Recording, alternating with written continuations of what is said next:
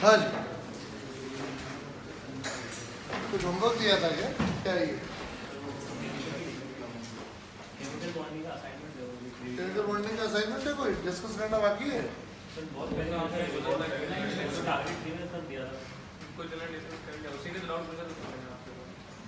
चलो, अब हम पढ़ रहे हैं बेसिक इनऑर्गेनिक केमिस्ट्री। जैसे हमने दो बातें पढ़ ली, दो एक बातें और, सॉल्युबिलिटी गाइडलाइन पढ़ ली and list of oxidising agents and reducing agent पढ़ ली। हाँ, वो लोग रह गए ना, वो लिस्ट रह गई, वो लोग जो दोनों काम कर लेते हैं। कुछ ऐसे भी लोग हैं जो दोनों काम कर लेते हैं। छोटी सी लिस्ट है, चेक कर लो। लिस्ट रिड्यूसिंग एजेंट में हाइपो बता दिया, हाँ बता दिया, ठीक है, वो लिस्ट हो गई। तो देखिए, वो लोग जो दोनों काम कर लेते हैं वो ज्यादा नहीं है हमारे कोर्स में, दो ही है। उसमें से सबसे ज्यादा इंपॉर्टेंट मतलब 90% तो यही काम आता है, H2। अब H2O2 में ऑक्सीजन -1 में है, परऑक्साइड लिंकेज बहुत अच्छा नहीं है। अगर कोई ना मिले तो H2O2 तो खुद ही पड़ा टूट जाता है। कोई ना मिले तो खुद ही -1 से -2 और -1 से 0 डिस्प्रोपोर्शनेशन हो जाता है। लेकिन अगर सामने वाला कुछ ऑक्सीडाइजिंग एजेंट हो जाए तो ऑक्सीडाइज होकर सीधा 0 में जाता है। तो समझाता हूं, अगर कोई नहीं है, पानी में सिर्फ H2O2 ही है, फिर खुद ही ऑक्सीडाइज हो जाता है और खुद ही रिड्यूस हो जाता है। बैलेंस नहीं है, जो खुद ही -1 से चला गया 0 में और -1 से चला गया -2 में। कोई नहीं है तो ये काम अपने आप हो जाता है। लेकिन अगर कोई है तो फिर उनमें से कोई एक रास्ता वो चुन लेता है, डिपेंडिंग कि अगला क्या चाहता है। कि भाई मेरे तो दोनों ही काम होते हैं, तुम नहीं होगा तो भी मैं तो कुछ कर ही लूंगा, चलो तुम बताओ तुम्हारे मन में क्या है। तो अगला बोलता है कि भाई मैं तो तुम्हें ऑक्सीडाइज कर सकता हूँ, तो ठीक है तुम्हें रिड्यूस हो सकता हूँ। तुम ऑक्सीडाइज मुझे करना चाहते हो, मैं ऑक्सीडाइज हो सकता हूँ। तो बोले नहीं मैं तुम्हें रिड्यूस करना चाहता हूँ, बोले मैं रिड्यूस भी हो सकता हूँ। तो मैं दोनों रास्ते जा सकता हूँ, कौन सा रास्ता लूंगा दैट डिपेंड्स ऑन सामने वाली चीज। यस, अच्छा, इसी चीज को वापस यहाँ लिख देते हैं कि -1 से या तो जाएगा -2 में या -1 से हो जाएगा 0 में। यही दो रास्ते हैं। और वो कौन सा रास्ता लेगा वो डिपेंड करता है सामने वाले पे। अगर ये ऑक्सीडाइज होता है तो 0 में आ जाएगा, अगर रिड्यूस होगा तो -1 से -2 में जाएगा। अब ये -2 में ऐसे भी हो सकता है या ऐसा भी हो सकता है, और ये डिपेंड करता है पीएच पे। ये डिपेंड करता है पीएच पे कि मैं पानी बनाऊंगा या OH- बनाऊंगा। अगर मान लो मीडियम बहुत एसिडिक है तो एसिडिक मीडियम में तो OH- वैसे भी आपको दिखने वाला नहीं, तो पानी ही लिखोगे। और मीडियम बेसिक है तो जो OH- बनेगा उसे कुछ कर नहीं पाओगे, पड़ा रहेगा। यस और नो? तो सुनना, अगर -1 से वो ऑक्सीडाइज होता है तो मीडियम से कोई लेन देना नहीं है, ऑक्सीजन में गैस बन के वैसे ही उड़ जाएगी, तो 0 में आपको विवाद ही नहीं है। अगर रिड्यूस होता है -2 में जाता है तो या तो वो ऐसा होगा या ऐसा होगा, and that depends on pH. वो हम पढ़ लेंगे आगे, मूल बात तो होगी इतने में। यस और नो? और कोई ना हो तो बाहर में जाओ, हम खुद ही अपना काम कर लेंगे, हम खुद ही ऑक्सीडाइज हो जाएंगे और खुद ही रिड्यूस हो जाएंगे। तुम आते हो तो तुम्हारे हिसाब से थोड़ा देख लेंगे। यस और नो? सिंपल सी बात समझ में आती है, ठीक है। अब ये रिएक्शन जगह जगह आपको देखने को मिलेगी, H2O2 की रिएक्शन जगह जगह आएगी, तो हमने यहीं पे 2 मिनट में देख लिया, तो आगे वाले बहुत सारी रिएक्शन समझ में आ जाएगी, वो रटनी नहीं पड़ेगी। हाँ, कुछ चीजें हैं जो रटनी ही पड़ेगी, तो आएगी जब देख लेंगे। समझ में आ रहा है? लिख लो फटाफट।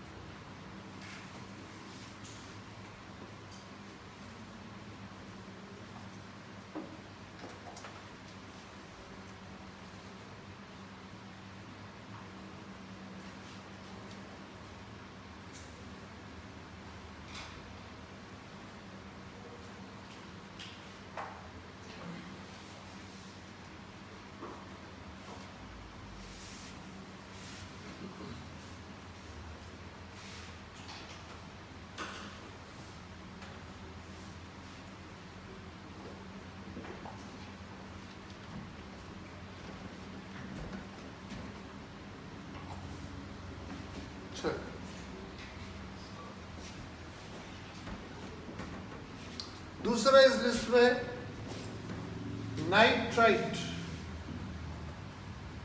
यदि वो ऑक्सीडाइज हो तो नाइट्रेट में चला जाता है, +3 से +5, और यदि वो रिड्यूस हो तो NO में चला जाता है।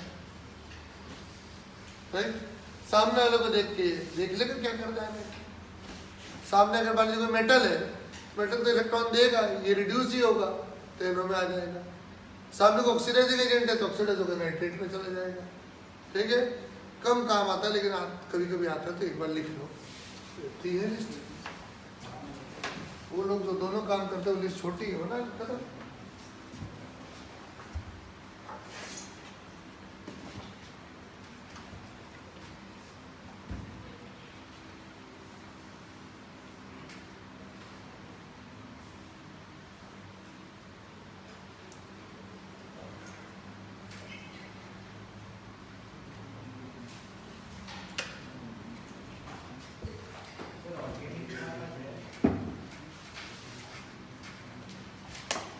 ऑर्गेनिक का क्या कंफ्यूजन क्या है? कब आया मैसेज आया? अच्छा ओके, देखते हैं, बता देंगे। अब मुझे जानकारी नहीं हो, मैसेज आए भी होगा तो मैंने पढ़ा नहीं होगा। 2 क्लास तो ऑब्वियसली नहीं होगी। चलो अब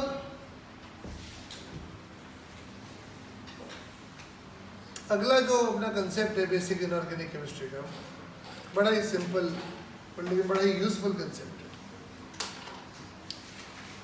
कि आप ऑक्साइड्स को पहचानना सीखें। और ये एनसीईआरटी में भी दिया है, एग्जाम में आता रहता है, तो उसको पहले ही एक बार पढ़ लो। तो लिखो types of oxides, types of oxides.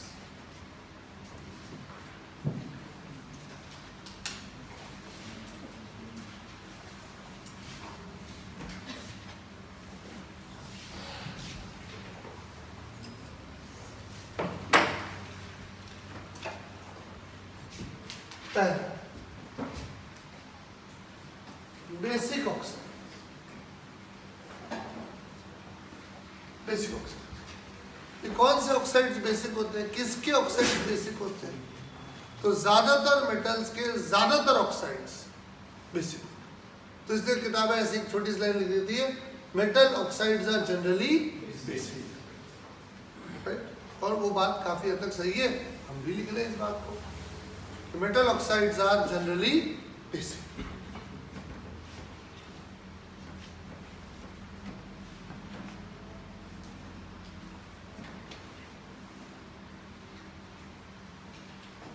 Metal oxides are generally basic.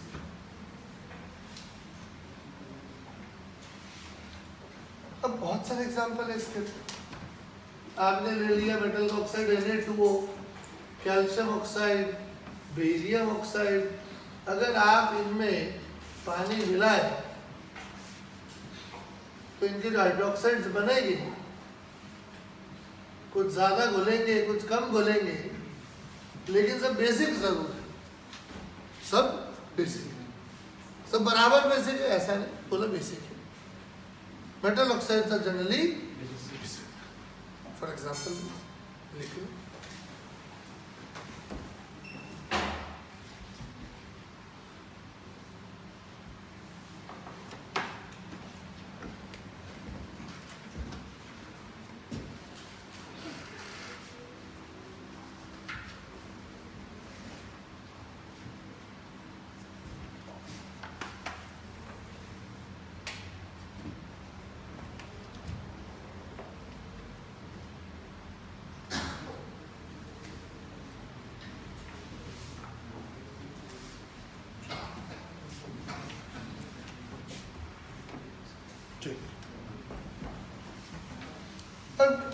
इतना सिंपल कोई डायरेक्टली नहीं पूछता। हाँ, ये काम बहुत आता है। ये कंसेप्ट नहीं पता हो तो आपको बहुत सारी चीजें भी समझ में नहीं आएगी। फिर कितना रट्टा मारोगे, तो ये काम बहुत आता है पढ़ लीजिए। अब इसमें जो एग्जाम में डायरेक्टली चीज पूछी जाती है वो ये कि कुछ ऐसे मेटल ऑक्साइड्स है, मेटल ऑक्साइड्स है, तो बेसिक होना चाहिए, लेकिन वो एम्फोटेरिक, कुछ ऐसे जो एम्फोटेरिक से भी आगे चले गए कि नहीं नहीं हम तो एसिडिक है भाई, वैसे तो मेटल ऑक्साइड तो कैसा होना चाहिए। और जैसे आप फजानसुल पढ़े हो, आप बताइए, एक आपके पास है बेरियम का ऑक्साइड, एक है स्ट्रोंशियम का ऑक्साइड, दोनों बेसिक है, कौन सा ज्यादा बेसिक है, दोनों बराबर थोड़ी है। तो उसमें आपने पढ़ा होगा फजानसुल में जिसमें आयनिक कैरेक्टर ज्यादा है उसकी बेसिक ज्यादा है, उसका बेसिक कैरेक्टर ज्यादा है, राइट। और ऊपर आते आते जब आप बेरिलियम ऑक्साइड पे आएंगे तो बेरिलियम भी मेटल है, इसमें कोई दो राय नहीं, लेकिन इसका ऑक्साइड जो है वो एम्फोटेरिक हो जाता है कि नहीं, वो बेसिक नहीं है, वो बेसिक है तो एसिडिक भी है, तो एम्फोटेरिक बोलो। और अगर आप डी ब्लॉक में चले जाए तो वहां पे तो मेटल्स ही है, पूरा डी ब्लॉक और पूरा एफ ब्लॉक तो मेटल्स ही है, S block, P block, D block, इनमें सिर्फ मेटल्स होते हैं। हाँ, एस ब्लॉक में हाइड्रोजन को अगर आप रख रहे हो तो उसको हटा दीजिएगा, बाकी जितने भी है सारे मेटल्स ही, राइट। जो नॉन मेटल्स हैं वो तो आपको कहाँ मिलेंगे, पी ब्लॉक में मिलेंगे, जो भी थोड़े बहुत 15, 20, 17, 18 जो भी नॉन मेटल्स है वो सारे पी ब्लॉक में मिलते हैं। सारी गैसेस पी ब्लॉक में आती है। एस ब्लॉक, डी ब्लॉक और एफ ब्लॉक में जितने भी है वो सारे सॉलिड है, एक दो को छोड़ के, जैसे मर्क्यूरी वो रूम टेम्परेचर पे लिक्विड। हाँ, सारी वैरायटी जो है ना वो पी ब्लॉक में मिलती है, मेटल्स भी है वहाँ, नॉन मेटल्स भी है वहाँ, मेटलॉइड्स भी है वहाँ, और सॉलिड्स भी है, लिक्विड्स भी है, गैसेस भी है। सिंपल कॉमन सेंस वाली बातें कर रहे हैं। तो वापस इधर आते हैं कि मेटल ऑक्साइड्स कैसे होने चाहिए, और ज्यादातर होते भी है, कोई बहुत ज्यादा बेसिक, कोई कम बेसिक, तो कोई इतने कम बेसिक जो एम्फोटेरिक हो गए, और कुछ ऐसे भी है जो बेसिक बोलो ही मत, वो तो एसिडिक हो जाते हैं। और सवाल एग्जाम में जब सवाल पूछते हैं तो उन्हीं अजीब बातों पे पूछते, सिंपल बातों पे, बेसिक बातों पे कोई नहीं पूछता, और पूछे तो बता ही देंगे ना, कौन सा हमको आता नहीं है वो। तो एग्जाम के हिसाब से लिखे, not all metal oxides are equally basic, है ना, not all metal oxides are equally basic.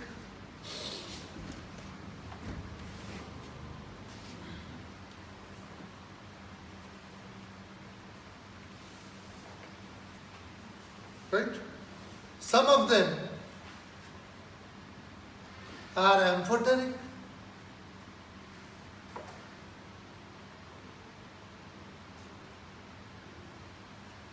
and some of them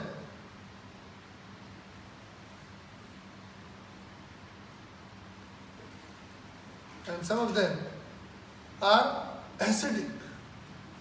Acidic के बाद आप वो एक्सक्लेमेटरी विस्मय या बोधि चिन्ह भी लगाए कि भाई तुम तो मेटल ऑक्साइड हो, तुम यहाँ क्या कर रहे हो, वो कर सकते। ओके, एसिडिक तो, और अभी एसिडिक वाले पे बात करेंगे, एम्फोटेरिक की बात थोड़ी देर बाद अपने आप आएगी, वहां करेंगे। बोले एसिडिक वाले कौन से होते, तो फजानसुल आपने पढ़ा, जैसे मैंगनीज। अगर आप MnO की बात करें तो MnO बेसिक, अगर आप MnO2 की बात करें तो ये एम्फोटेरिक, और अगर आप और आगे आ जाए MnO3 पे आ जाए तो ये एसिडिक हो चुका है, राइट। तो अभी मुझे सिर्फ इस एसिड वाले से मतलब, for example MnO3, for example MnO3, for example Mn2O7, और आगे चला गया तो +6 से चला गया +7 में, तो फजानसुल के हिसाब से देखा तो यहाँ तो आयनिक कैरेक्टर और कम हो गया, बेसिक कैरेक्टर और कम हो गया, तो अगर आप इसको एसिडिक घोषित कर चुके हैं तो ये वाला तो उससे भी ज्यादा एसिडिक हो, है ना, होता भी है। और क्या मैंगनीज वाले होते हैं कि नहीं, क्रोमियम वाला भी होता है। CrO3, Cr2O3 नहीं, CrO3, ये भी एसिडिक होता है, ठीक है। और ये प्रॉपर मेटल्स है, मैंगनीज, क्रोमियम, ये मेटलॉइड या नॉन मेटल नहीं, प्रॉपर मेटल्स होते हैं। यस और नो? एक आध कोई और आएगा, वो आएगा जब देख लेंगे। 99% इन्हीं की इर्द गिर्द चीजें पूछते थे, पहले इसको तो समेटो, राइट, और इनको थोड़ा और ढंग से देखो। तो देखो MnO3 में पानी डालेंगे, कौन सा एसिड बनेगा, आप बना सकते हैं? हाँ बना सकते हैं। इसे पानी मिलाएंगे क्या बनेगा? तो दो मॉलिक्यूल किसका बन जाएगा? HMnO4 का बन जाएगा। नाम पाम क्या है? इसका नाम हो जाएगा मैंगनिक एसिड और इसका हो जाएगा पर मैंगनिक एसिड।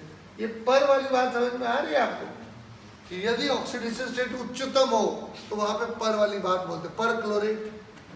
अब परऑक्साइड में ये लॉजिक नहीं लगता, केमिस्ट्री हर जगह तो लॉजिक नहीं लगेगा, जहां जहाँ लग सकता है बता देते।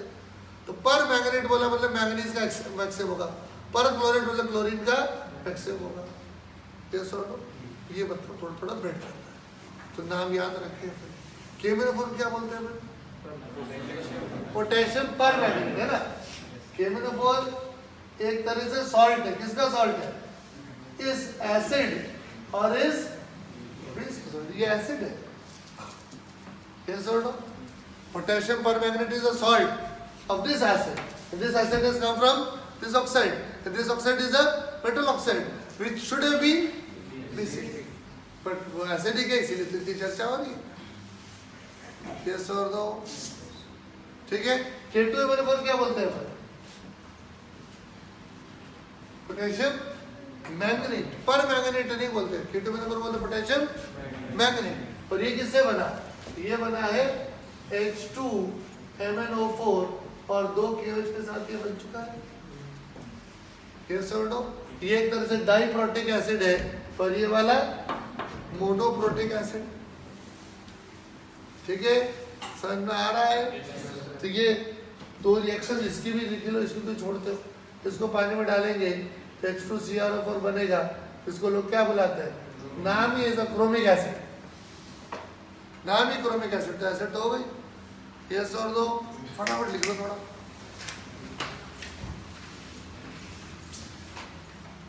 पॉज कर दिया क्या मैंने?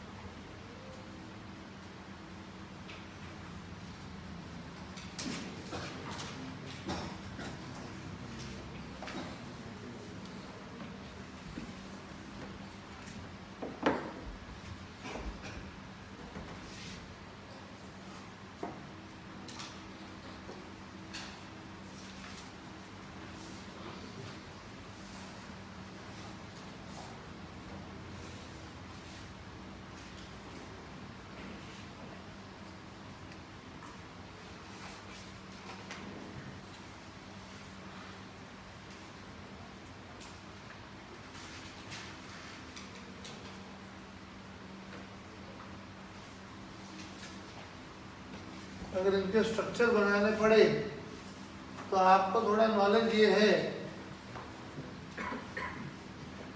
ऐसा बना सकते हैं। या ऐसा कभी सोल्युबिलिटी गाइडलाइन में लिखा था लास्ट में कि MnO4 minus is like ClO4 minus. MnO4 minus is like ClO4 minus. Yes, और वहीं पे लिखा था कि ये जो है CrO4 2 minus is like SO4 2-। तो बोले इसका स्ट्रक्चर कैसा होगा? तो आप अगर सल्फ्यूरिक एसिड का स्ट्रक्चर जानते हैं, जो आई होप जानते हैं, तो क्रोमिक एसिड का स्ट्रक्चर भी आपको पता चल चुका है। yes or no? तो बोले इसका स्ट्रक्चर कैसा होगा? H2MnO4, ये भी आप विजुअलाइज कर सकते हैं। ऑल्दो ये आपको विधिवत डी ब्लॉक पर पढ़ाया भी जाएगा, एनसीईआरटी ने खुद डायग्राम तक बनाया है, तो देखना ही है, बट अपन खुद पहले ही सीख सकते हैं इसको।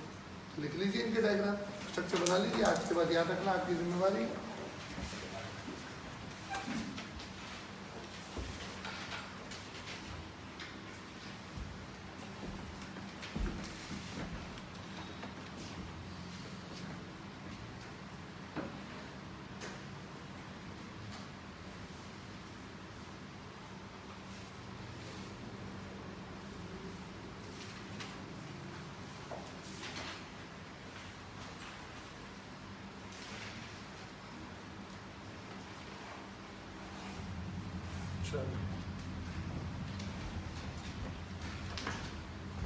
तो हम पढ़ रहे हैं टाइप्स ऑफ ऑक्साइड्स।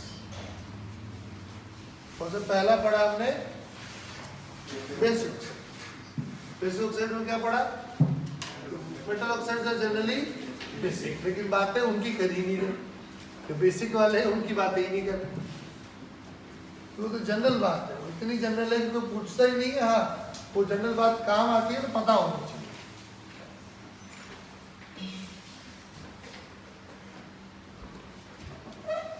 चलिए और आगे बढ़ते हैं।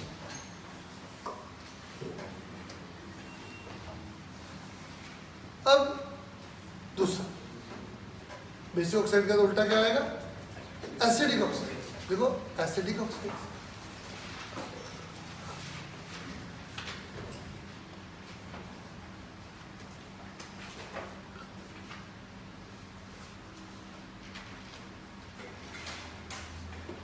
और यहां पर भी बहुत सिंपल सा आइडिया है।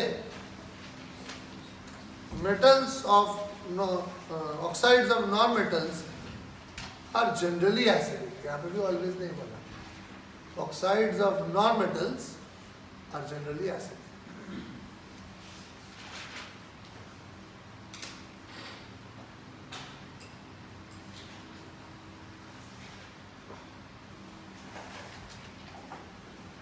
ठीक है, थोड़ा एग्जाम्पल ले लेते हैं। जैसे नाइट्रोजन का ऑक्साइड है N2O3, अगर आप इसे पानी मिलाओ तो आपको HNO2 के 2 मॉलिक्यूल मिल जाएंगे। नाइट्रोजन का ऑक्साइड है N2O5, इसे अगर पानी मिलाओ 2 मॉलिक्यूल HNO3 मिल जाएगा। ठीक है, तो ये एसिड दे रहे हैं, इसका मतलब भी एसिडिक है। सिंपल सा फंडा।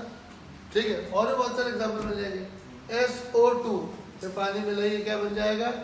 H2SO3। SO3 में पानी मिलाइए, क्या बन जाएगा? H2SO4। फास्फोरस की बेसिक कंपाउंड दे सकते हैं। P4O6 में पानी मिलाइए खूब सारा, तो आपको मिलेगा H3PO3। P4O10 में अगर पानी मिलाएंगे तो बन जाएगा H3PO4। ये सब नॉन मेटल्स ऑक्साइड्स है। कार्बन का एग्जाम्पल ले लो, कार्बन डाइऑक्साइड पानी मिलाने पे क्या दे देगा? H2CO3। इसे बोलते हैं कार्बोनिक एसिड। Carbonic acid. ठीक है, बहुत सिंपल है और ये काम आता, पूछते हैं तो लिख लो।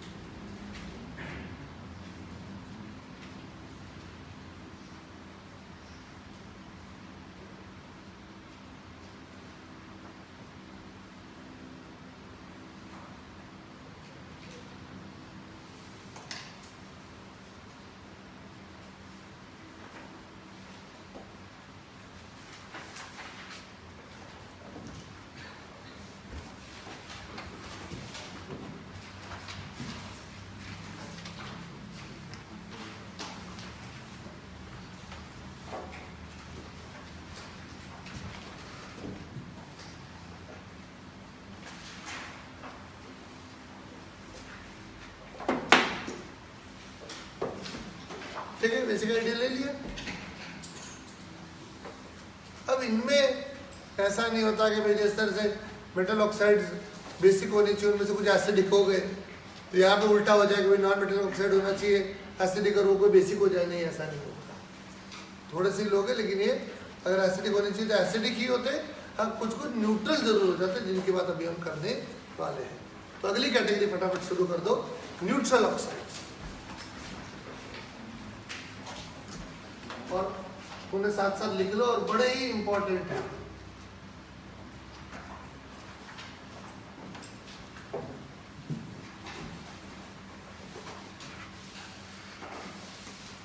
मेनली तो ये तीन ही, मेनली तो ये तीन जो ऑक्साइड्स है नॉन मेटल के, और ये तीनों न्यूट्रल, याद रखना पड़ेगा। अभी थोड़ी देर पहले नाइट्रोजन का ऑक्साइड बनाया तो एसिडिक बताया था, ये दूसरे ऑक्साइड्स है। नाम नाइट्रस, नाइट्रिक, नाइट्रस ये नाइट्रस है, ये नाइट्रिक है, और ये कार्बन मोनोऑक्साइड है। नाम लिख लो, ये नाइट्रिक ऑक्साइड, ये नाइट्रस ऑक्साइड। इक और अस का तो फर्क पता ही है ना हमको। इक मतलब जिसका ऑक्सीडेशन नंबर ज्यादा है, अस मतलब जिसका ऑक्सीडेशन नंबर कम है। फॉस्फोरिक बोले फॉस्फोरस बोले, नाइट्रिक बोले नाइट्रस बोले, सल्फरस बोले सल्फ्यूरिक बोले। इक और अस वाला, इक वाले का ऑक्सीडेशन नंबर ज्यादा होता है, अस वाले का ऑक्सीडेशन नंबर कम होता है। क्लोरिक एसिड, क्लोरस एसिड, तो क्लोरिक तो क्लोरीन का ऑक्सीडेशन नंबर ज्यादा होगा, क्लोरस तो क्लोरीन का ऑक्सीडेशन नंबर कम वाला होगा। यस और नो, सिंपल। अब ये तीन ही होते हैं, दो को लेके विवाद चलता है। जेई में आए नहीं थैंकफुली, बट आए तो झगड़ा हो जाएगा। ये दो, कुछ किताबें पानी को न्यूट्रल बोलती है, और वही किताबें किसी और पन्ने में इसको एम्फोटेरिक बता देती है कि पानी तो एल्पेस भी दे सकता है, एल्पेस दे भी सकता है। तो कभी न्यूट्रल बता देते हैं, कभी वो एम्फोटेरिक बता देते हैं। हर किताब में दोनों बातें लिखी हुई, तो अब हम किससे माने, राइट। अच्छा, OF2 न्यूट्रल होता है, लेकिन OF2 ऑक्साइड ही नहीं, इस बात पे विवाद है। ऑक्साइड का मतलब क्या होता है, यहाँ पर तो ऑक्सीजन +2 में, क्लोरीन -1 -1 में, ये तो ऑक्साइड ही नहीं है। हाँ, ये न्यूट्रल कंपाउंड है, कहाँ ये कह सकते हो, हिडेन से पानी में डालते हैं तो pH को प्रभावित नहीं करता, तो न्यूट्रल है। लेकिन ऑक्साइड बोलना विवादित है। हाँ यार, ये ऑक्साइड है, बट न्यूट्रल और एम्फोटेरिक में झगड़ा चलता रहता है। ये ऑक्साइड भी है या नहीं, इसी में विवाद है। ये ऑक्साइड तो नहीं है साहब। आप ऑक्सीजन का कंपाउंड बोल सकते हो, ऑक्साइड नहीं बोल सकते इसका।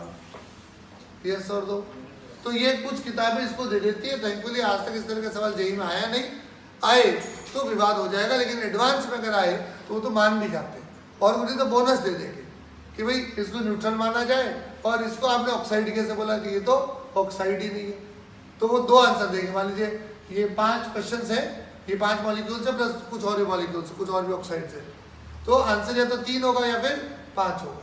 कोई बोलेंगे, मान लीजिए पहली बार बोलते हैं 5 आंसर है, और लोग विवाद करें, बोलेंगे ठीक है 5 को भी नंबर सही नंबर दे देंगे और 3 वाले को भी दे देंगे। यस, तो इसलिए आप घबराओ मत, आप देख लो, और उस दिन मेंस में आ गया तो फिर तो किस्मत खराब ही है, बट एडवांस में आए तो डरने की जरूरत नहीं है। उनसे हम बात कर सकते हैं, मतलब वो सेंसिबल लोग हैं, तो उनसे सेंसिबल बात की जा सकती है। ठीक है, थोड़ा इनको लिख के इनकी चर्चा कर लो।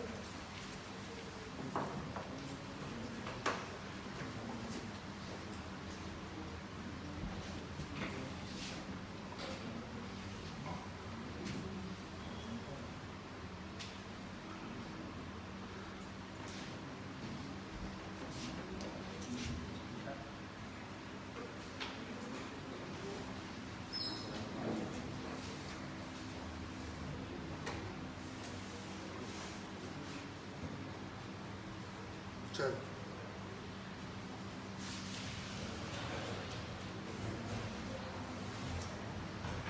तो ये हो गया न्यूट्रल ऑक्साइड्स। और अब सबसे इंपॉर्टेंट एग्जाम में जिसमें डायरेक्ट क्वेश्चन सबसे ज्यादा आते हैं, भर भर के आते हैं, वो एम्फोटेरिक ऑक्साइड्स।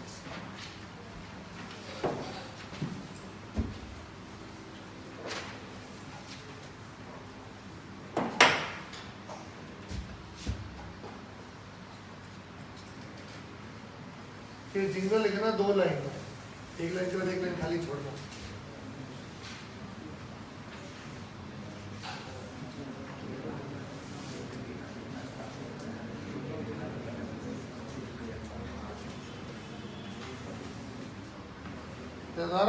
Yes, sir.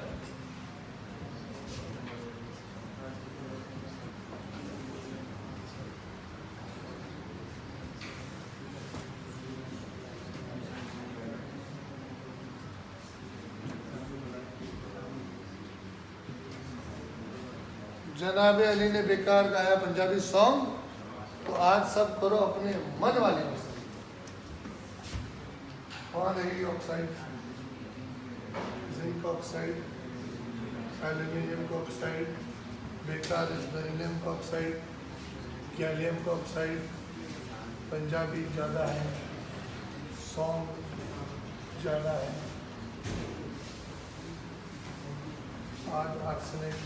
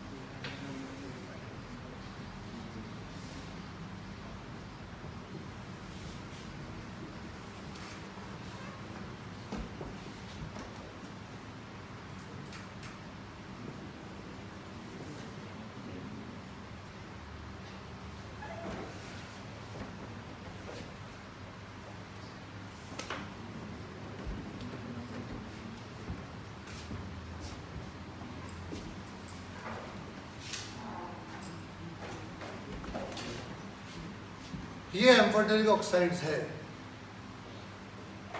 बहुत सारी किताबें छान के ये लेके आए, इसको बिल्कुल रट लीजिए आप, बहुत सारे कष्ट आपके खत्म हो जाएंगे। जनाब अली ने बेकार गाया पंजाबी सॉन्ग, तो आज सब करो अपने मन वाली मस्ती। ठीक है, एकदम लिख लोगे, 2 बार पढ़ोगे तो याद रह जाता है। ऑक्सीडेशन स्टेट्स का विशेष ध्यान रखें। पहली बात तो लिख लिया, फटाफट लिखो। सॉरी, इविटो में भी तो बात करूँ मैं इसके।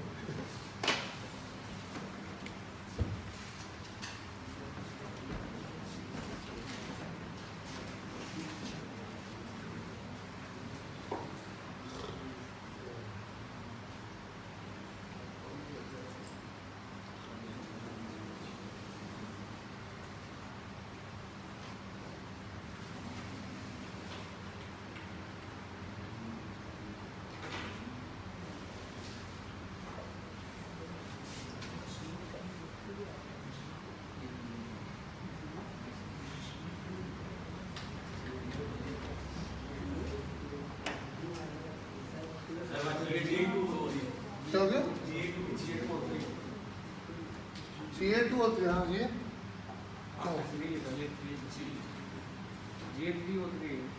जी, अच्छा ओके, ठीक है।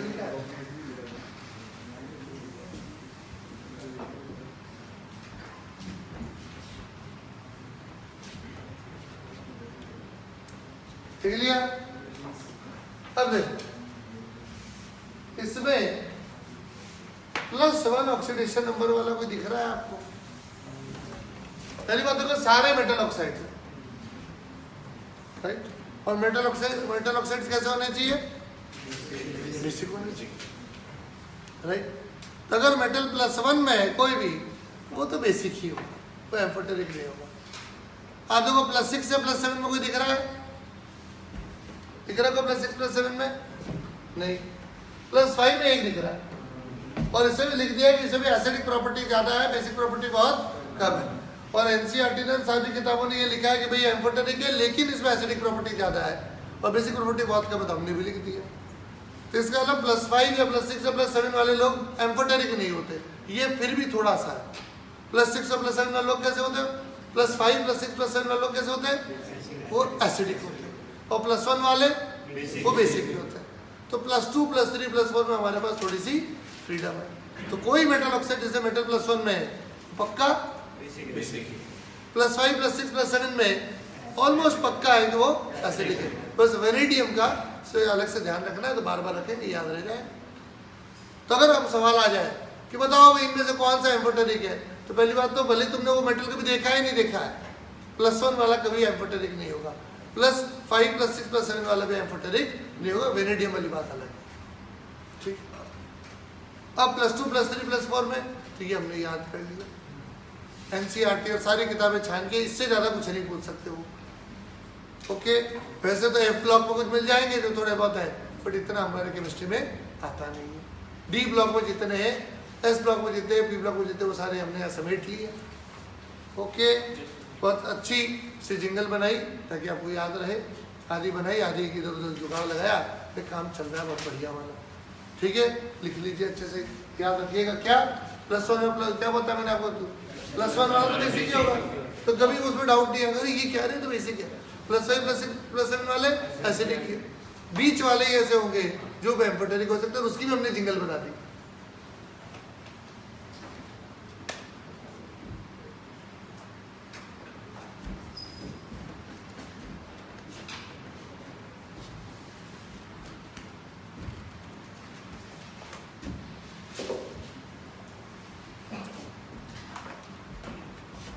एम्फोटेरिक की जिंगल बहुत ज़्यादा महत्वपूर्ण है, इसको बिल्कुल भी हल्के में ना ले, ये आपको एकदम रट लेनी है विद ऑक्सीडेशन स्टेट्स। कि जिंक तो +2 में ही होता है, एल्यूमिनियम +3 में होता है, बेरिलियम +2 में होता है, तो यार यहाँ तक कुछ नहीं है, बेरिलियम +3 या +1 में कभी होता ही नहीं है। गैलियम ये +2 में ही होता है। लेड में देखो दोनों है, +2 भी है और +4 भी, यार इनमें दोनों है। टिन में भी दोनों है, +2 और +4। आर्सेनिक में देखो +5 वाला होता है लेकिन यहाँ पे नहीं है, एंटीमनी +5 वाला होता है लेकिन यहाँ नहीं है। ठीक है, ये क्रोमियम +6 वाला तो एसिडिक में जा चुका है, क्रोमियम 2 में ही देखोगे अब, या तो +3 या +6, तो +3 वाला यहाँ आ गया, +6 वाला तो एसिडिक हो चुका है। एमएन में बड़ा झगड़ा है, जहाँ MnO बेसिक होता है, MnO2 और Mn2O3 एम्फोटेरिक है, और MnO3 और Mn2O7 अभी थोड़ी देर पहले देखा कैसे होते हैं, वो एसिडिक हो जाते हैं। तो मैंगनीज में आपको सारी वैरायटी मिलती है, जहाँ MnO लिखते हैं Cr2O3 CrO3, ठीक है, MnO MnO2 एंड MnO6, थोड़ी देर पहले ही बोला था। तो देखो MnO कैसा है, ये एम्फोटेरिक, ये एसिडिक। अभी याद अगर रखा हुआ तो उस दिन डाउट नहीं आएगा, वरना उस दिन अरे इनमें से कौन सा क्या है वो गड़बड़ हो जाती है। मैंगनीज के बहुत सारे ऑक्साइड दे देंगे, बताओ इनमें से कौन सा एसिडिक है कौन सा बेसिक है, याद है तो सोच सोच बता दोगे, सोचने की गुंजाइश नहीं है। ओके राइट, इसी तरह से आर्सेनिक वाला AS2O3 भी होता है, तो AS2O5 भी होता है, तो इसमें से एक ये तो होगा एम्फोटेरिक और ये वाला हो जाएगा एसिडिक, +5 वाले तो एसिडिक कैटेगरी में जा चुके हैं। ओके, समझ में आ रहा है, ये सब लिख लीजिए।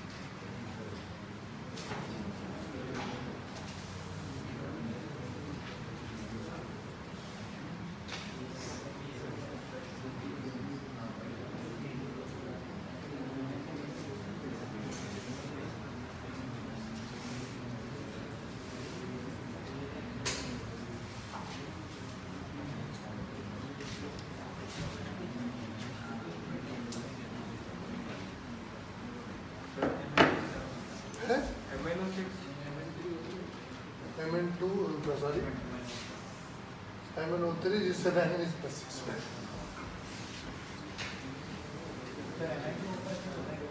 पेमेंट तो देखा नहीं तब होगा। बनने को तो केमिस्ट्री में हर चीज किसी न किसी परिस्थिति में बन ही जाएगी कि भाई ये इस टेम्परेचर इस प्रेशर पे स्टेबल है, भले नॉर्मल कंडीशंस में नहीं है, बट इस टेम्परेचर पे इस प्रेशर पे तो बनने को हर चीज बनती है। तो दूसरी बात है वो स्टेबल है या नहीं है, या हमारे कोर्स में रेलेवेंट है या नहीं। MN205 देखा नहीं, होता होगा, 100% एग्जिस्ट करता होगा।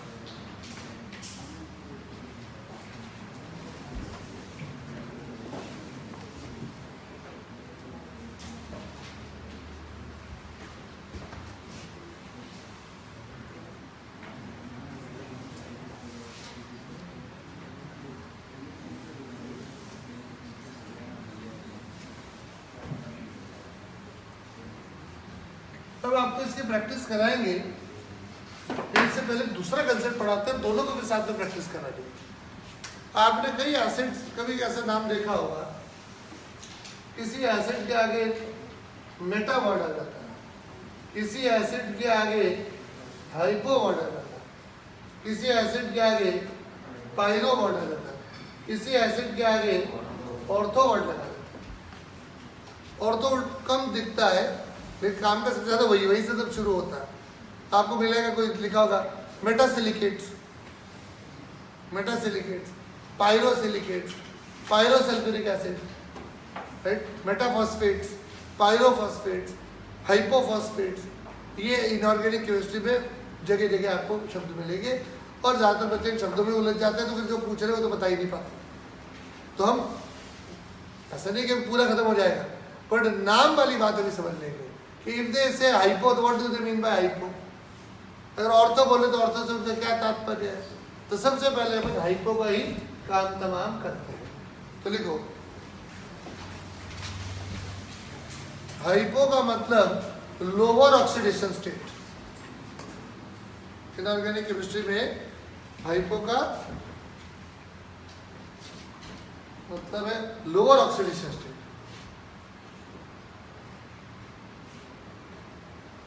अब इस do not confuse this hypo with this hypo.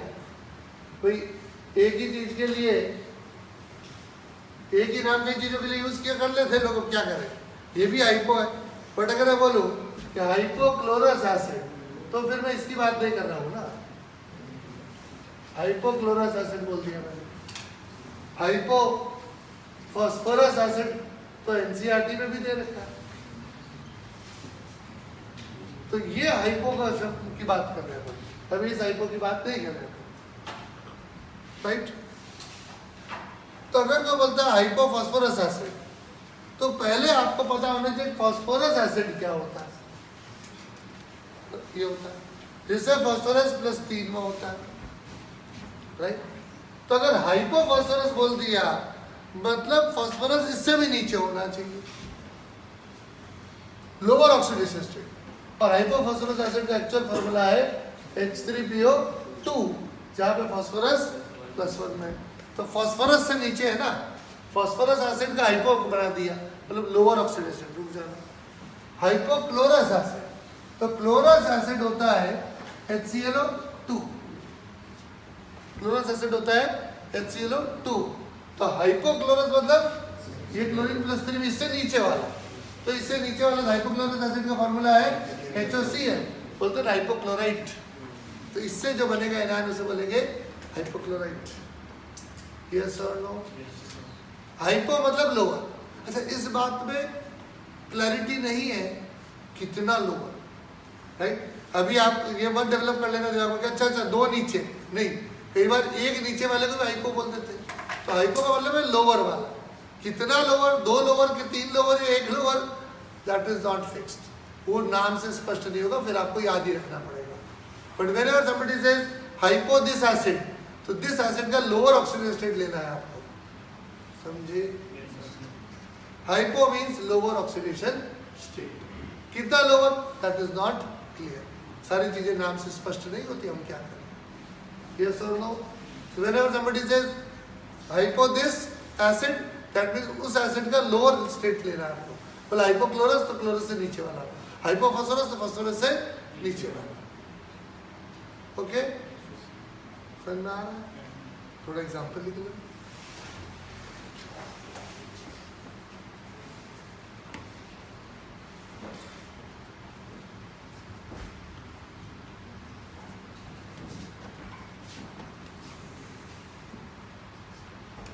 ये जो बातें अपन कर रहे हैं ऐसा लगना चाहिए, लग रहा है तो बताओ, नहीं लग रहा तो भी बताओ। जो लोग पहली बार इनऑर्गेनिक केमिस्ट्री पढ़ रहे हैं कि ये चीज़ें, ऐसी चीज़ें हमने थोड़ी पहले पढ़ी थी और इनमें हमको बड़ी प्रॉब्लम आ रही थी कि ये होता क्या, कभी भी कोई भी वर्ड यूज़ कर लेते, कोई भी ऑक्साइड कभी एम्फोटेरिक बोल देते, कभी मर्जी पड़े जिसको एसिडिक बता देते, कर क्या रहे? ऐसा कुछ हो रहा है जो पहली बार बच्चे पढ़ रहे हैं उनको, कि नहीं हो रहा है? नहीं हो रहा है, बंद करके घर चले। तो कितने लोग पहली बार पढ़ रहे हैं? तो ऐसा कोई डाउट नहीं है कि एम्फोटेरिक कौन सा होता है, कि अपन वहाँ पहुँचे ही नहीं तो डाउट कहाँ से आए? अपन इनऑर्गेनिक पढ़ी ही नहीं, अगर पढ़ोगे तो प्रॉब्लम आएगी इनऑर्गेनिक में भी। और अभी तो ये बेसिक है, ये पढ़ लेंगे तो आगे प्रॉब्लम नहीं आएगी, ये नहीं पता तो आगे बढ़ ही नहीं पाओगे आप, और इसीलिए शायद इनऑर्गेनिक आपने पढ़ी नहीं। कल तुम्हारे गाड़ी पे रह गया था हेडबैंड, तो और भी लोग तो बाल बढ़ा रहे। कल देखो किसी गाड़ी के ऊपर ही, किसी के एक्टिवा या स्कूटी के ऊपर ये हेडबैंड पड़ा था।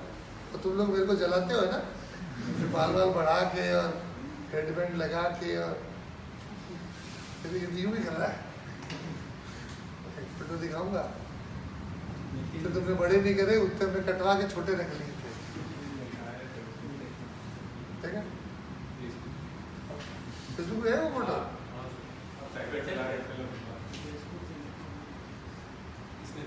यही ट्रिक क्वेश्चन था, फेसबुक चला रहे हो इसका मतलब? किसने दिखाया, किसको दिखाया, कब? कल तो फेसबुक चला रहे थे ना, बोला था नहीं चलाता, तो बोल के करते क्या?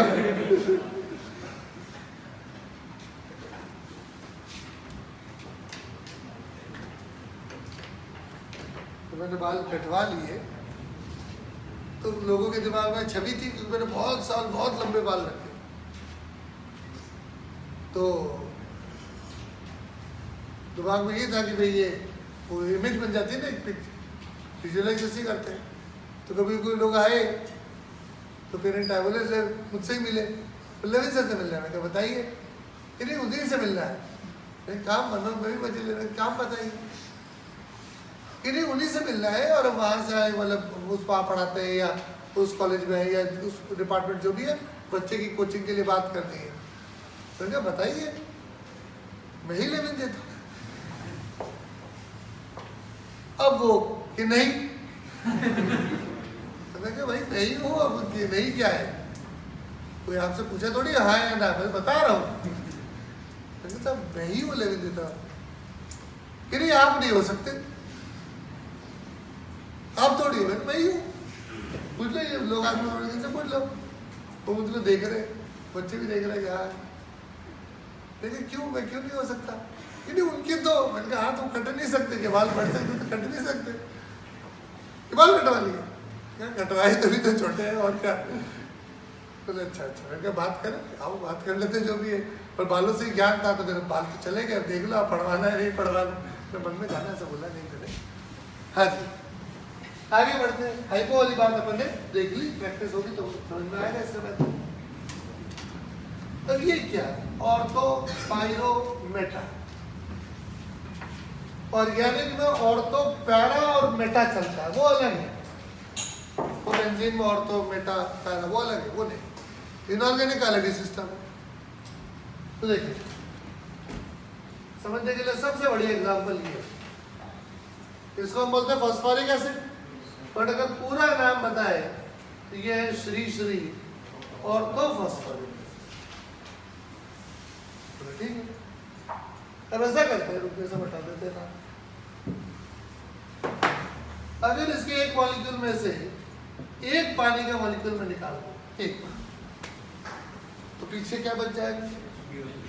HPO3, और इसे लोग बोलते थे मेटा फॉस्फोरिक एसिड, ठीक?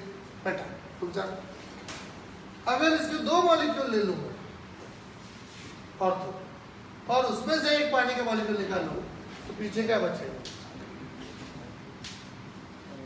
ये बचेगा। और इसको बोलते हैं पाइरो, और जो नाम था वो रिपीट हो जाएगा। याद रखने वाली बात, जिसमें सबसे ज्यादा पानी होता है उसको ऑर्थो बोलते हैं। पानी निकालते जाओ, कुछ बनाते जाओ। अगर एक में से एक पानी निकलेगा तो बोलेंगे मेटा बनेगा, 2 में से एक पानी निकलेगा तो बनेंगे पाइरो, और सारा पानी निकाल दे, सारा ही पानी निकाल दे तो जो बनेगा उसको बोलेंगे एनहाइड्राइड, आना फॉस्फोरिक एनहाइड्राइड। सिर्फ पानी आ रहा है या जा रहा है, ऑक्सीडेशन स्टेट कतई चेंज नहीं होनी चाहिए। हाइपो में ऑक्सीडेशन स्टेट चेंज हो रही थी, इनमें ऑक्सीडेशन स्टेट कतई चेंज नहीं होती। पानी आ रहा है या पानी जा रहा है, ऑक्सीडेशन नंबर जो था वही रहेगा। आप चेक कर लीजिए, अगर यहाँ +5 है तो सब में +5 है, तो it is not a redox reaction. वो वहां पे रिडॉक्स वाला कुछ पंगा हो सकता है, ये रिडॉक्स नहीं है, सिंपली हाइड्रेशन या डिहाइड्रेशन है। यस और नो? तो सुनो, सबसे अधिक पानी जो होता है उसमें उसे क्या बोलते हैं? औरतों में से एक पानी गया क्या बनेगा? 2 औरतों में से एक पानी गया पाइरो, और सारा पानी, अधिकतम पानी निकाल दिया तो anhydride. An oxidation number should not, does not, can not change in these processes. रुक जाओ, ये तो मेटा तो एनसीईआरटी में भी दिया है, पी ब्लॉक में दिया है, और भी जगह मिल जाएगा, पी ब्लॉक में मिल जाएगा। और बहुत ज्यादा अच्छे से इसको यूज करते हैं जब 11th के पी ब्लॉक में जाते हैं और सिलिसिक एसिड की बातें करते हैं, जो हम करेंगे। ये जो पढ़ रहे हो तो सब आगे 50 बार आना ही है, बट बहुत इंपॉर्टेंट है, तो पहले पूरा देख तो लो एक बार। रुक जाओ,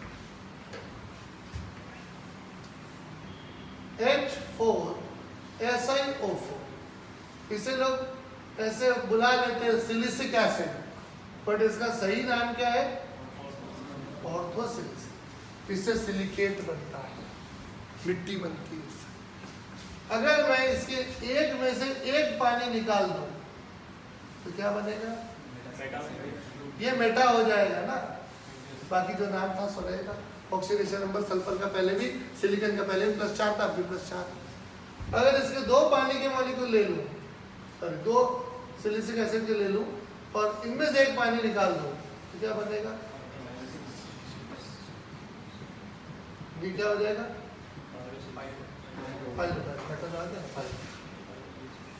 पाइरोसिलिसिक। इसका जो एनायन होगा उसे बोलेंगे मेटासिलिकेट, इसका जो एनायन होगा उसे बोलेंगे ऑर्थोसिलिकेट, इसका जो एनायन होगा उसे बोलेंगे पाइरोसिलिकेट।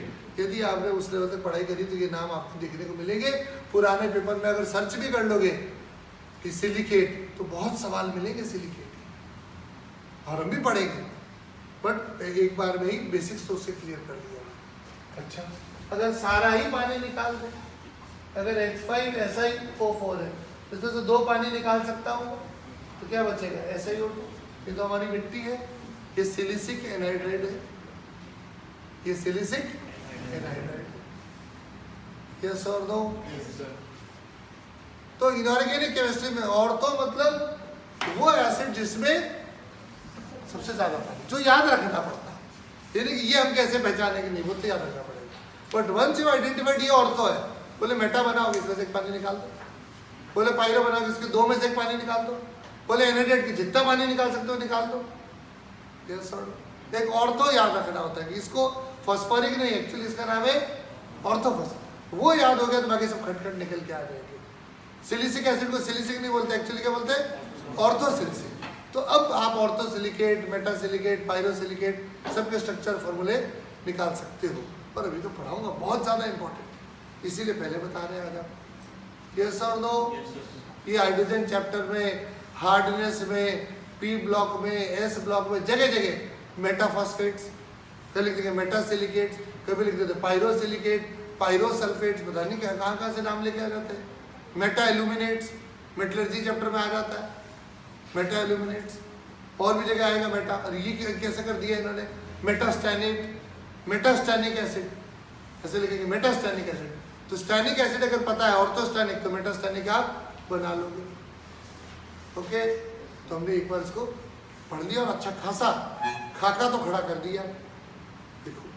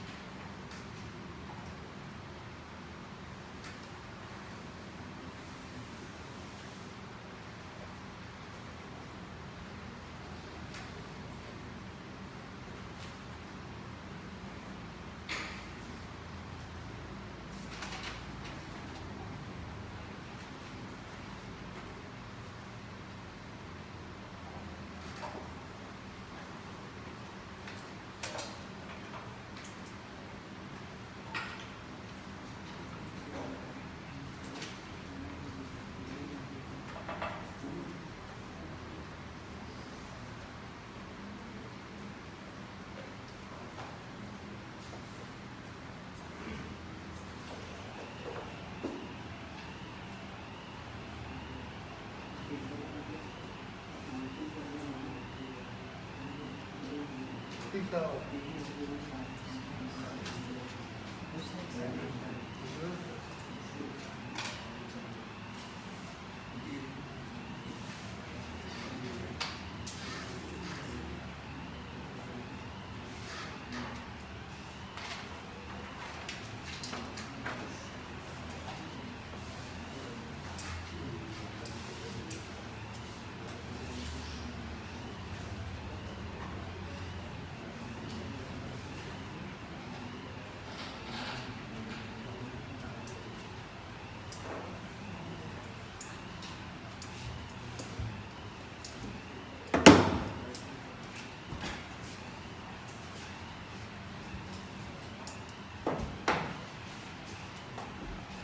ठीक है।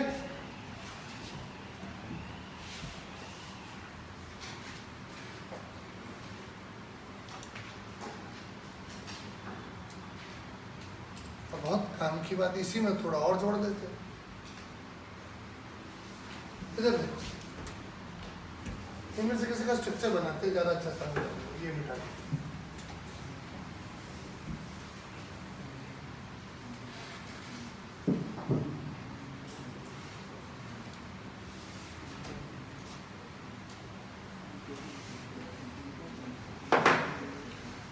जैसे फॉस्फोरिक एसिड,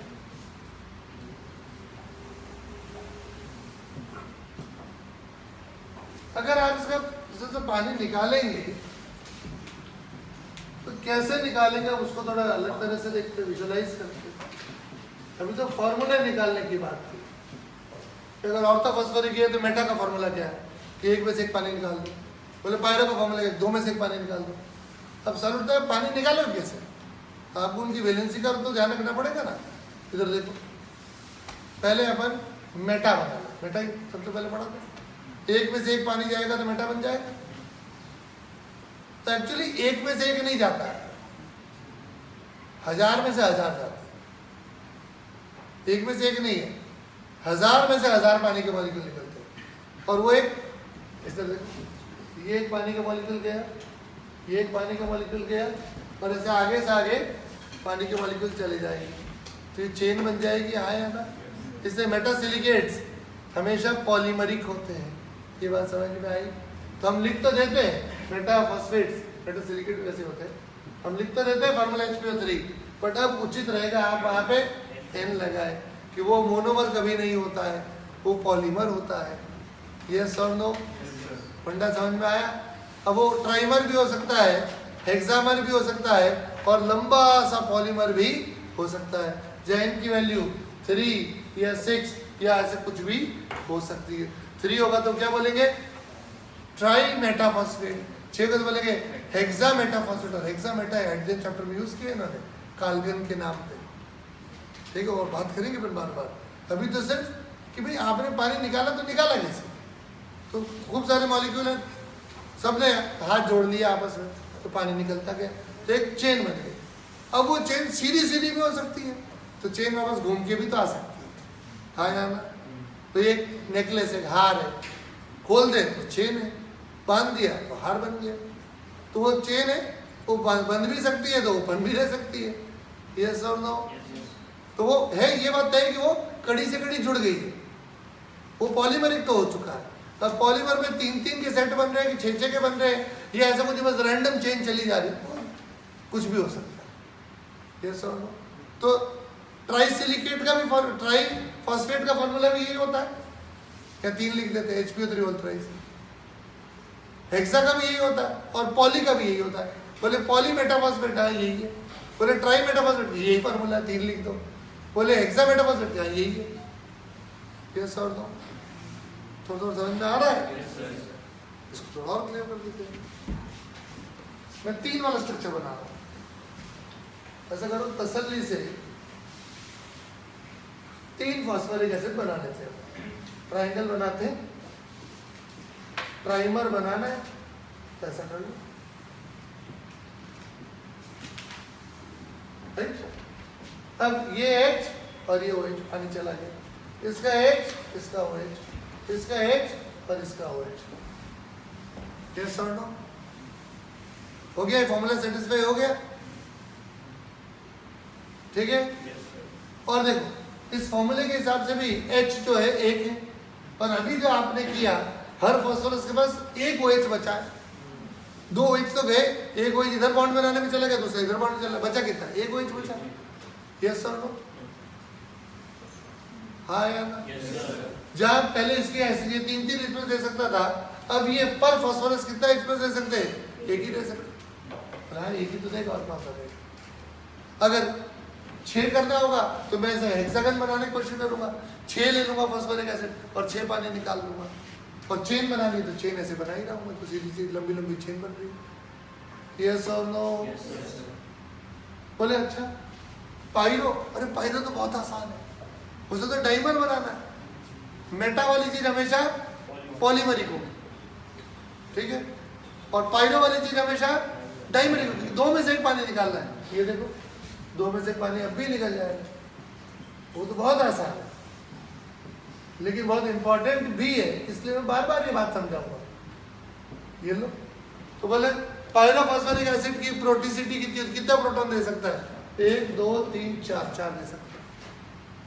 ये सर दो H4P2O7 का स्ट्रक्चर भी पढ़ लिया आपने, H4P2O7।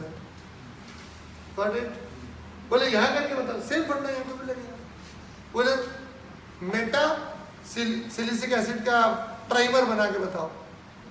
मेटा ये जो अपन ने लिखा है उचित होगा अपन यहाँ पर भी N लिख दें। बोले ट्राइमर वाला बनाओ, तो हम ऐसे 3 बना के 3 पानी निकाल देंगे। समझ रहे हो नहीं समझ रहे? राइट। तो आज के लिए इतना ही। बहुत महत्वपूर्ण चीजें पढ़ी है। एक आपको असाइनमेंट ऑक्सीडेशन और रिडक्शन जो मैंने प्रैक्टिस कर लिस्ट बनाई, तो उसको थोड़ा अप्लाई कैसे करते हैं उसके ऊपर एक असाइनमेंट बना हुआ है, आपको आज मिल जाएगा। उसमें 50-51 सवाल है, उसे करें, और उसे करते पहले एक बार कर ले, या पहले एक बार अपने नोट्स देके फिर उसको ट्राई करें। ये पहले कर ले और फिर जो जो सवाल गलत हुए तो अपने नोट्स वापस रेफर करो, ठीक है। और कोई डाउट हो तो कल क्लास में पूछे, ओके।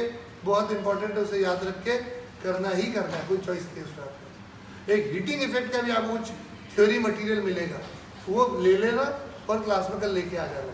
उसमें थ्योरी है, आपको नहीं पढ़नी, मैं पढ़ाऊंगा, उसके बाद आप पढ़ लेना। 2 चीज़ें आज मिलेगी, एक 51-52 क्वेश्चन का असाइनमेंट, वो ट्राई करना है। एक हीटिंग इफेक्ट्स की थ्योरी मिलेगी कि इसे गर्म करते हैं तो क्या होता है, उसे गर्म करते हैं तो क्या होता है, तो लेके रख लेना और कल क्लास में लेके आना, बहुत महत्वपूर्ण है। और वही हमारे बेसिक इनऑर्गेनिक में आखिरी चीज़ है, हीटिंग इफेक्ट्स, ठीक है। उसके बाद एक्चुअल इनऑर्गेनिक केमिस्ट्री चालू होगी, जो बहुत जल्दी जल्दी। फिर जैसे redox reaction chapter 11th NCERT में 2 लेक्चर में खत्म हो जाएगा, हाइड्रोजन 2.5 लेक्चर में खत्म हो जाएगा, फिर सब खट खट वाली चीज़ें। उसी तरह से तो फिर हम कोर्स करेंगे फटाफट, एक बार हमने बेस बना लिया। चलो ये थोड़ा बहुत लिख लो, डाउट है तो आ जाओ। मैंने मैसेज किया था 7 बजे आ जाऊंगा, मैं आ गया था 7:20 पे, लेकिन 7:49 तक कोई नहीं आया। 8:01 में पहला स्टूडेंट डाउट पूछता है, या तो मैंने मैसेज गलत लिख दिया था कि I will be available at 8 o'clock, तो बोले सर 8:01 पे आ गए और क्या, आओ भाई डाउट्स लेके आओ, इसीलिए मैसेज कर देता हूँ, मैं आ जाऊँगा। ताकि अगर आपको डाउट पूछना है तो आप आराम से आओ, पूछो, कोई जल्दबाजी नहीं। वैसे थोड़ी जल्दी आ ही जाता हूँ, बट जिस दिन मैसेज कराऊँ तो और जल्दी आऊँगा।